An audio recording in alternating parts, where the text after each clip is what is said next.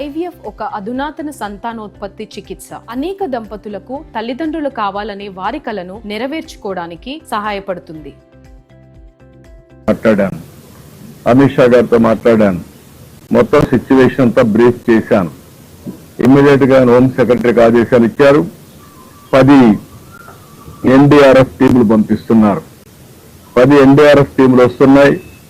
ఈ రోజు కొన్ని అయితే మిడ్ నైట్కి వస్తాయి. ఒక 4 బోట్లు వస్తాయి. దగ్గర 4 కలిపి ఇంకొక పక్కన రేపు 6 టీంలు వస్తున్నాయి. అన్ని కలిపి మనం చూస్తే ఒక 40 బోట్లని, ఒక 10 NDRF టీములు పంపిస్తున్నారు. ఇవి కాకుండా ఒక 6 హెలికాప్టర్లు పంపిస్తున్నారు. ఒకవేళ హెలికాప్టర్లు కూడా వస్తే ఎక్కడికక్కడ ఎయిర్ లిఫ్టింగ్ చేయడం, ఫుడ్ ఇవన్నీ చేయడం. రెండోది ఎవరన్నా ఎవాక్యువేషన్ చేయాల్సి అర్జెంట్ అయితే వాళ్ళని కూడా తీసుకొచ్చి సురక్షితమైన ప్రాంతాల్లో పెట్టడానికి ఉపయోగపడుతుంది. ఇది కేంద్రం నుంచి మనం అడిగిన వెంటనే వాళ్ళు సహాయం చేసే పరిస్థితికి వచ్చారు.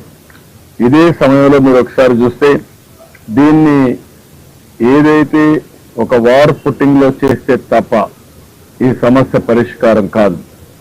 ఈ రోజైతే మధ్యాహ్నం చాలా అవస్థపడుతున్నారు నీళ్లు వచ్చిన తర్వాత. కానీ రాత్రి అయింది. నేను వచ్చిన తర్వాత హోటల్ అసోసియేషన్స్ అందరిని పిలిచాం. అదే మరిగా ఏదైతే అన్నా క్యాంటీన్లో ప్రిపేర్ చేసే వాళ్ళు కూడా పిలిపించాం. అదే సమయంలో కలెక్టర్ గారు కొంత ఆదేశాలు ఇచ్చి కొంత ఫుడ్ ప్రిపేర్ చేశారు. ఇప్పుడు మన దగ్గరుండే బోట్లన్నీ కూడా కొన్ని పవర్ బోట్లు ఉన్నాయి, కొన్ని మాన్యువల్ బోట్లు ఉన్నాయి. ఇప్పుడు రాత్రికంతా తీసుకుని ప్రతి ఒక్కరికి ఫుడ్ ప్యాకెట్స్ అందించడం, మంచినీళ్ళు అందించడం, ఒక 1/2 లీటర్ మిల్క్ అందించడం, క్యాండిల్స్ కానీ అదే మరి కొన్ని బిస్కెట్స్ కానీ ఇవన్నీ కూడా అందించడానికి సిద్ధం చేశాం.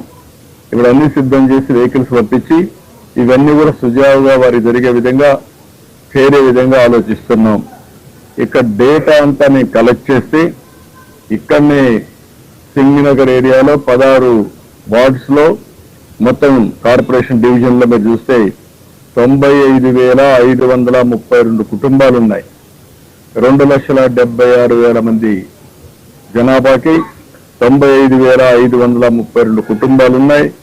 ఇందులో 82,579 ఫోన్లు కూడా ఉన్నాయి. 12,953 మంది ఫోన్లు కూడా లేకుండా ఉన్నాయి. ఆ డేటా అంతా తీసుకున్నాం. ఆ డేటా అంతా తీసుకుని మొత్తం రాష్ట్రంలో ఉండే ఆఫీసర్స్ అందరినీ కూడా రమ్మన్నాను.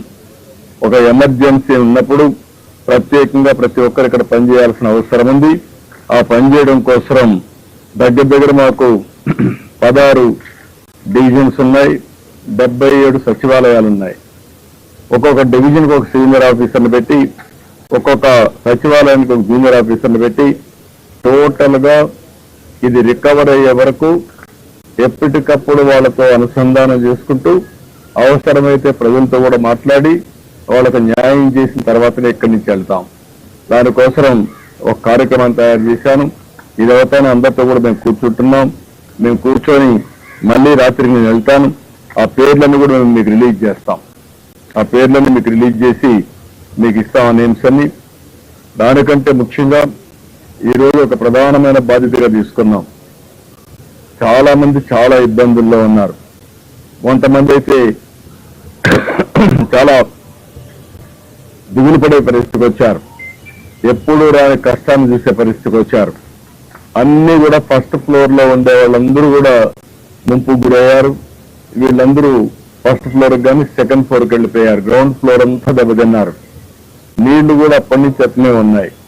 కొంతమంది చిన్న పిల్లలు ఉన్నారు, కొంతమంది ముసలి వాళ్ళు ఉన్నారు, కొంతమందికి మెడిసిన్స్ అందాల్సిన అవసరం ఉంది, కొంతమందికి నీళ్లు కూడా దొరకలేదు, భోజనం లేదని బాధపడే పరిస్థితికి వచ్చారు. ఒక్కొక్కసారి ఒక విపత్కరమైన పరిస్థితి వచ్చినప్పుడు కొన్ని ఇబ్బందులు వస్తాయి. ఏదో ఒక 100 కుటుంబాలు 200 కుటుంబాలకి ఇమీడియట్గా చేయగలుగుతాం. కానీ 1,00,000 కుటుంబాలు, ఇంకా ఈ కుటుంబాల సంఖ్య పెరిగే పరిస్థితిలో ఉంది. దీన్ని లార్జ్ స్కేల్లో అడ్రస్ చేయాల్సిన అవసరం ఉంది. సర్వశక్తులు పడతాం. అడ్మినిస్ట్రేషన్ మొత్తం అప్రమత్తం చేస్తాం. ప్రభుత్వానికి ఉండే విస్తృతమైన అధికారులను ఉపయోగించి సమర్థవంతంగా ప్రతి ఒక్కరికి న్యాయం జరిగే వరకు రాత్రి కూడా లెక్క చేయకుండా రాత్రుల్లో పనిచేస్తాం. పనిచేసి అన్ని విధాలు ఆదుకోవడానికి మేము ప్రయత్నం చేస్తున్నాం. రాత్రికంతా మేము ఇక్కడనే ఉంటా, సూపర్వైజ్ చేస్తా, మళ్ళీ ఒకసారి వెళ్ళి అన్ని పరిశీలిస్తా, అవసరమైతే వాళ్ళకు ఒక మనోధైర్యాన్ని నింపుతాం. అదే సమయంలో వాళ్ళు అన్ని విధాలా ఆదుకోవడానికి ఎన్ని చర్యలు తీసుకోవాలో అన్ని చర్యలు తీసుకొని వాళ్ళకు అండగా నిలబడుకుంటాం. అందుకని ఇవన్నీ కూడా నేనే ఈరోజు సిఎస్ గారు ఇక్కడే ఉన్నారు, డీజీ గారు ఉన్నారు, అందరూ కూడా కూర్చొని పెట్టి ఒక యాక్షన్ ప్లాన్